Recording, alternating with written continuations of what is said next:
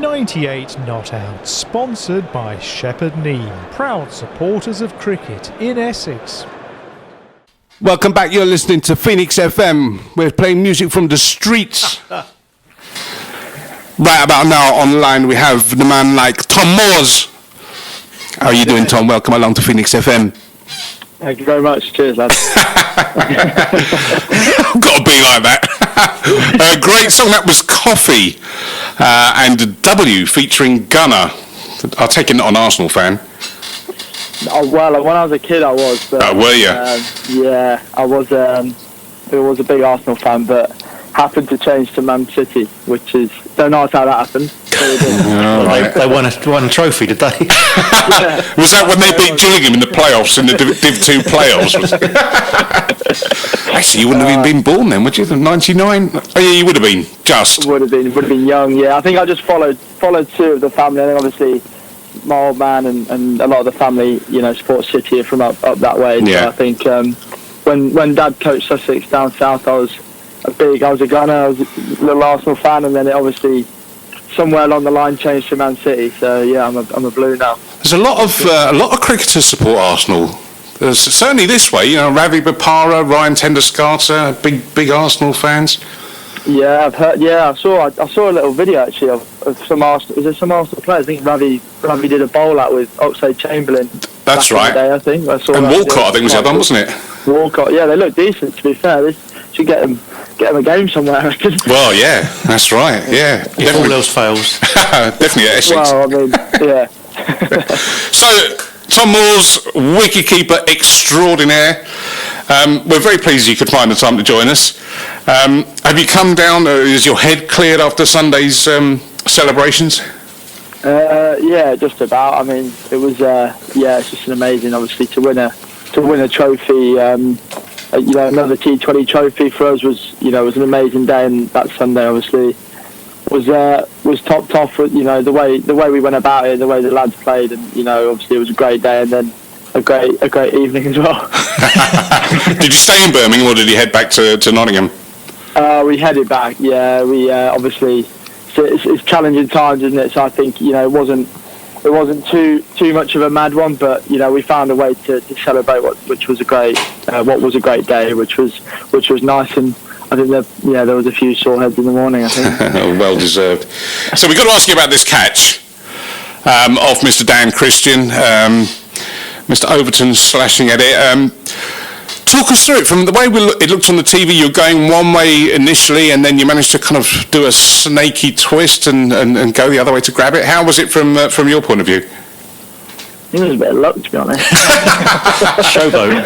I think that's what a few of the lads said. They said it's just a step to the right would have done Tom.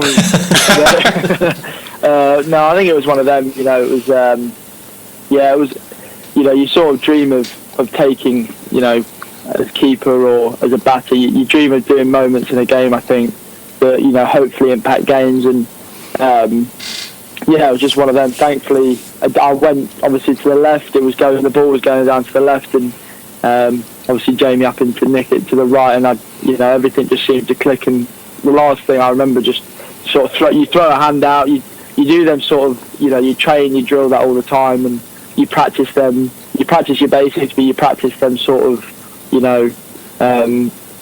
like big catches like that. And I think it was just nice to get one in such a big game, and thankfully it stuck. And yeah, I was just chuffed a bit, to be fair. I enjoyed the very nonchalant way you just kind of wandered back up to the stumps and there's Dan coming charging down the wicket at you.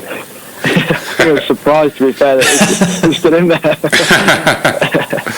As a game, it was fairly nip and tuck. We were just saying to your dad that it was a sort of a classic final, really. The two best teams, you couldn't have won it for more. And when Jason Roy and Laurie Evans were cracking it around, you must have had your heart in your mouth a little bit. Yeah, definitely. Well, I think they play. Obviously, we know how good a player they both are, and how dangerous the whole team they are, to be fair. So I think, we knew, we had to break that partnership. We obviously, Jason, we've all seen on the international stage how dangerous he is. So we knew at any stage he could have just won the game from nowhere. So to break that partnership and to get both of them out who were playing exceptionally well was massive. But there was there's always a moment where you're there thinking, well, this needs to break pretty soonish, otherwise we could see the game go away from us pretty quickly. So I think the time that it did come, and I think it was I've gone blank now. Who took the wicket? Do you remember who took the? It's all a bit of a blur, isn't it? When you're Dan Christian took 4, didn't he? Yeah. So I think, exactly. So I think that wicket, of Jason and Laurie, who were playing exceptionally well, was a huge moment in the game, I think, for us. And then you had, when it came for your side's turn to bat, Alex Hale's first ball to Reece Topley. I thought Reece looked quite good on the day. He's sort of fighting his way back from injury and seems to be getting back to his sort of dangerous best again. So, that must have been another moment where you thought, oh my God, what's going to happen now? Yeah, definitely. I think he bowled. We watched in the first game. He zipped it through up front with the new ball in the first game, made it very difficult for them, obviously, against Gloucester, and then he did the same against us, and that big wicket first ball. I mean, you can't get a bigger wicket first up than Alex Hale. So, no. That was all. I would like to say it was a shock, but I think the way we've been playing this year and the confidence that we have been playing and the depth in our batting lineup, we remain fairly calm. I think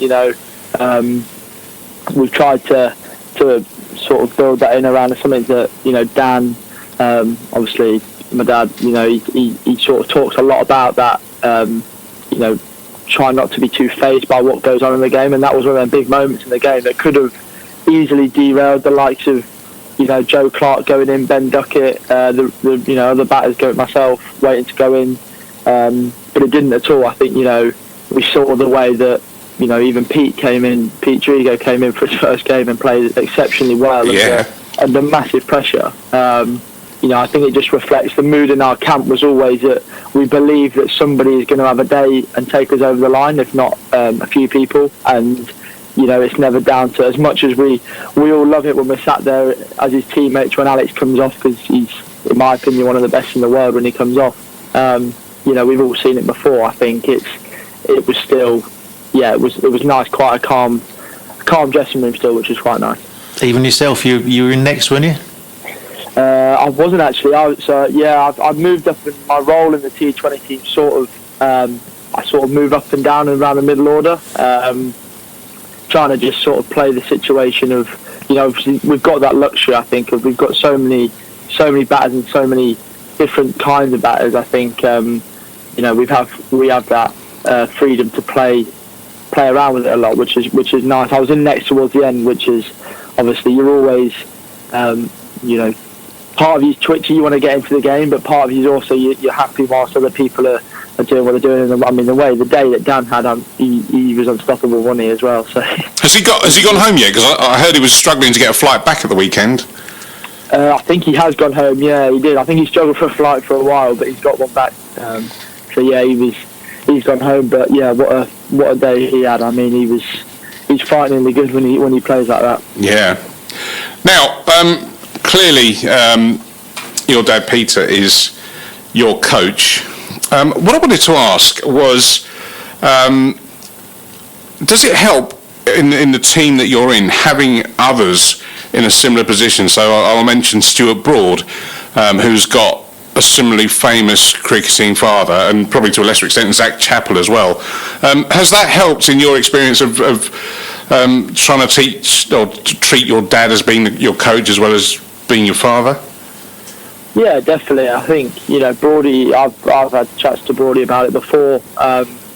Being through a very similar journey, I guess, as a young player having a father in the game. I think it brings its challenges, but it also brings a lot of positive stuff. I've always been one to, there's both sides to everything. So I think speaking to the likes of Broady, and 100% having him in the, probably one of the main ones who have been through it. I think he's helped me massively in how to use it to your advantage and your benefit as opposed to a negative. So I think and obviously he sort of went all right with it, didn't he?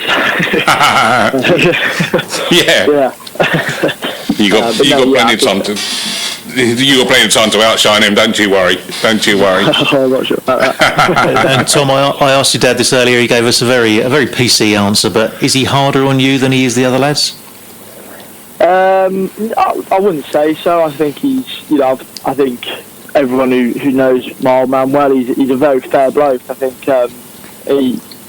credit to him, he's done far more in the game than I have, obviously. So I think he's, as a coach, there must be, I can't imagine what it's like to coach your own son, and obviously I know what it's like to be coached by your dad. But I think he doesn't. Yeah, he's not noticeably. I think he does very well to treat me fairly as one of the lads, and we sort of have this different work at home relationship, which is quite nice, and we've sort of perfected it over time. I guess it's sort of been one of them developing things.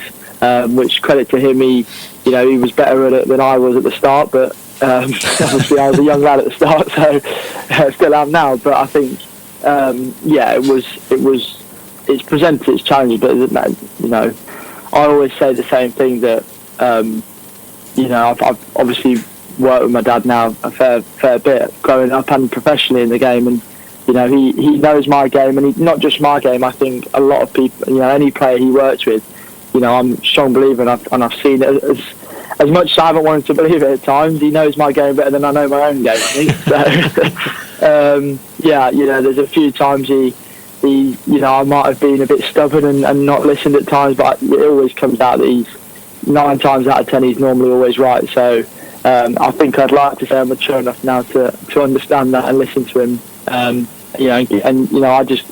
try and give him the respect that the coach he is and he deserves, because he's phenomenal in a lot of people's eyes, and including myself. Oh no, absolutely. And I think one of the clear skill sets he's got, and he's demonstrated consistently over a long period of time now, that he's got a knack of seeing a player's ability and how far they can get, and how they can actually get to being the best they can be individually, if you know what I mean. I don't think he asks people to do stuff that they can't do, but I think he's good at identifying where they could be and how they get there. Would that be a fair comment? Yeah, 100%. He's always, one thing I've always seen in him, and he's spoken about, and he says to all players. We didn't say it to him, but you can tell he sees it, and obviously as his son, I see that side of him. Is he sees what a player can be, not what they are right now. So I think, and that's regardless how good they are, from international players to young academy players just coming through. He'll always see their best version of themselves, like you said, and what skill sets they can have that he can really tap into, or what maybe could he help them unlock. And he talks about a lot of things. He's got a lot of wisdom, a lot of knowledge, and I think the way he goes about his coaching is trying to help that individual player find and unlock the keys to becoming a better player. And I think he's certainly done that for me. I know he's helped a lot of the other younger lads at Notts and senior lads. So I think a lot of credit's got to go to him, and you've hit the nail on the head in that he really helps you sort of believe that you can be the best version of yourself and go all the way. He's overseen the introduction of quite a few new players in the last year or two as well, and the fact that the performance on the pitch, you won the Vitality Blast in 2017 finals day last year, and then to win it this year with quite an evolving squad over that period of time. But the fact that it seems to have been fairly seamless is testament to his ability, particularly with the younger guys. Yeah, definitely. Yeah, I mean that a lot of that squad, including myself, the younger guys have become more experienced, I guess, and matured, like you said. So I think that helps massively, because credit to him, credit to the senior guys as well. I think it's hopefully a team that just keeps evolving. I don't, the senior guys aren't. They've still got a lot more cricket in them. I'd hope so. And as young lads as well, we try and keep going and keep getting more experience and keep learning. So I think hopefully it's a team that can just keep evolving as time goes on, and hopefully many more trophies to come. You mentioned the senior guys there. I mean, what a bunch of senior pros you've got. I mean, obviously you mentioned Stuart Broad, Pete Trigo, who's arrived, and there's that other guy, the evergreen Samir Patel as well. He's what a bloke. He's amazing, isn't he? He's just Samit's. There's a million words you could describe Sam in, but for a young player, I think his belief in himself is just something that you just can't help rub off onto players. I remember him. He was walking around that quarter-final. I remember him specifically saying it to me, but I remember hearing him saying to other people, saying, "Who's going to take man of the match off me today? Who's going to take it off me?" And that was literally quote what he said. And you can't. I think that is something that he is showing all players, is he genuinely believes on any game, but more so I think on big games it really taps into his what he loves doing. And I think we all see him on Sky and stuff like that. He was man of the match of that game, and he saw us home. And I think decent finish, wasn't it? Yeah, I think that attitude, I think for a young player or any player, is gold dust really, because it's just that incredible belief he has in himself to be the match winner. And he wants the ball in difficult moments. When there's a partnership, that Jason Roy, Laurie Evans partnership, Samet wants the ball. He wants to bowl in them overs, and he wants to be the man to take the wicket. He wants to run out. He wants to be there when you need 11, 12, 13 and over to win the game. He wants to be out there and batting, which credit to him. It's why he's the player he is, I guess. And like your dad said, he loves a Sky camera being on him, doesn't he? Yeah, he loves it.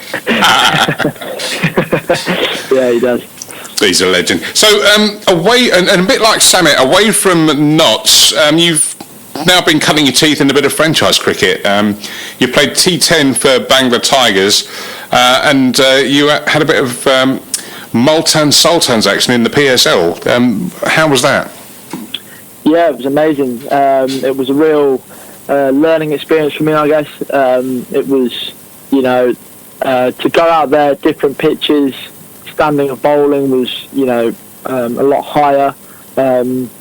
And just in general, everything, the pressure, everything is just ramped up. I think taking nothing away from our blast here, which I think, we've all seen the standards being incredible. I think, but going over there, different regions, both different tournaments. The T10, obviously, some of the power hitting in that, and the aggression and the bowling, the death bowling in that, as you can imagine, it's got to be right up there. Otherwise, it was a carnage game. And it was great fun to play in and be a part of, because some of the brutality of the hitting there, especially from some of the West Indian guys, and the likes of Chris Lynn as well. Just seeing them up close and sharing dressing rooms with them and watching them, it was a great learner for me as a young player to go out there and play with that freedom and learn from them really, and just chat to them and chat how they go about their business really. And then I think the PSL, playing for Multan again, the bowling standard of the PSL, the Pakistan Super League, is just I'd go as far to say I've not played in all the franchise leagues, but it's right up there. It's one of the best is what the people say the players say on the street. So I think that was a great experience. And again, likewise, the pressure of franchise cricket, you're there to perform and you're there to deliver. And I think it's great to be exposed to that at such a young age, because I guess it's the closest you're going to get to international cricket with aspirations to play at the highest level. It's the closest you can get really on the domestic level. You get some mad crowds out of the PSL as well, I've heard. Yeah, ridiculous. Yeah, the passion for the game, they just love it, which is great to see. Obviously, it's the crowds, the fans, they live and breathe cricket, and it's amazing to see and amazing to witness it, and go out and play in front of that and have that pressure on you, and you really do feel like you buy into that franchise that you get bought for, which is great. And likewise, like I said, it's sharing dressing rooms with the likes of Andre Russell and AB de Villiers, and seeing these guys in action is you can't buy that experience and that knowledge that they have, and especially seeing them up close, which is amazing. Tom, you mentioned about the quality of bowling there. I mean, I'm assuming that's from a batsman's perspective, but being a keeper, and like you say, you're thrown into that situation, you're expected to perform from day one. Being a keeper, I guess, you're in the spotlight straight away, and you've got to adapt to those new bowlers that you might not have kept to before. Yeah, definitely. That's one of the biggest one of the biggest things I found on a keeping point of view was the spin. The seam bowling, obviously, standing back, I've kept it. We've got quick bowlers back here. You keep your quick bowlers around, so that wasn't too much of a challenge. Slightly different actions at times, but that wasn't too much. It was the standing up to spin that was the biggest difference to English spinners. Some of the spinners that you keep. I had in the T10, I had Zahir Khan, who was a left arm Chinaman who bowled good pace, spun it both ways. And it's just always challenging the batsman and also challenging you as a keeper. You've always got to be on your toes. You're in the game with stumpings, caught behinds, all sorts. So that was a real challenge. And then I had Case Ahmed as well, who had, I don't know if you saw it against Jay Russ. He had an 80-mile-an-hour bounce for him, which I so that was a nice surprise. So that came out of nowhere, really, but probably for the best, really, because I wasn't prepared for it. So it probably meant that I took it better. If I'd known it was coming, I guess I would have. You can easily go a bit earlier. You overthink it, but just because it was just a pure reaction, it's a bit like a catch almost. You just go, oh, and then you move, and then before you know it, you're taking it. So that sort of stuff, you don't see that in English spinners, really. Obviously, you don't get that. And then with wrist spinners, you see the likes of Rashid Khan and stuff like that. We've seen him today in the IPL. I don't know if you watched much of it, but I've been watching a lot of it. It's been great viewing. It's just great to some big hitting going on again, isn't it? Yeah, Puran Razi's, different level that. So, yeah, but no, it was a great experience to do all that and keep to them spinners, which was amazing. And you've not had a 90-mile-an-hour Jofra Archer beamer to yeah. God, that was brutal. Did you see that? Oh, yeah. Don't know how you do it again. That's, you don't want to be on the receiving end of that, do you? No, I don't know where he gets it from, because his action, whatever ball is coming down, his action seems to be pretty much identical. And there's just something in the last bit of his arm coming over that decides whether a ball's going to be 60 miles an hour, 80, 90. Bounce, not bounce. Yeah, exactly. I do feel sorry for some of the batsmen down in the nets at Sussex having to face Jofra Archer, Tamal Mills, Chris Jordan. Well, there was footage, wasn't there? I suppose it was last summer now, when Jofra was just coming back from injury, I think, and he was playing for Sussex Twos out in an out ground somewhere, and it was brutal. So what next for Tom Moores then? The English season's done and dusted. You got a bit of silverware, you got a medal round your neck. What are your plans now? Yeah, I think it's, obviously we've all probably got a bit of downtime now, just to probably reflect on the season, really, and spend a bit of time, with families and have that time to relax, I guess, and then see what's happening, really. I think, and be back to working hard. I guess, if any franchise gigs or anything like that present themselves, I'm not sure, it's all a bit uncertain times, isn't it? So, I think we'll have to wait and see on that front. But it'll be great to get some experience like that if that opportunity presents itself. But yeah, it'll be just keep working hard, really, in and around that, trying to get an opportunity where I can, and keep trying to prove what I can do on the big stage, and then apart from that, working hard on all forms of the game.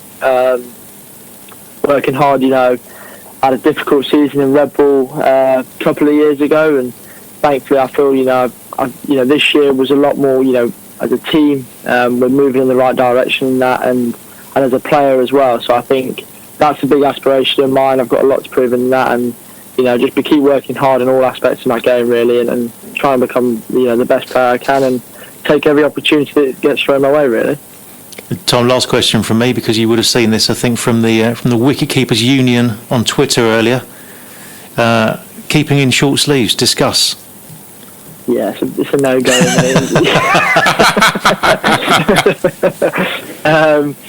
I'm not. Yeah, I can't see it really. It's not right. It's not right, is it? Who was there was a New Zealand keeper, wasn't he? Started out pretty well with the sweatbands. Is it? I can't remember his name. I have to find his name, but there was a New Zealand keeper, I think, who he did look, he looked pretty flair, to be fair to him. He had 2 sweatbands on and short sleeve, but it's not for me. All right, well, congratulations again on an excellent season, and congratulations on that stunning catch. Even if it would have just been a step to the right, would have done it, as your mates say. But it was good entertainment, and it is available to view on our Facebook page. But many thanks for joining us here on 98 Not Out, Tom. Enjoy the rest, and we look forward to see you performing again, hopefully over the winter and certainly next summer. So many thanks, and take care. Cheers, guys. Thanks for having me. Cheers, Tom. Okay. Cheers.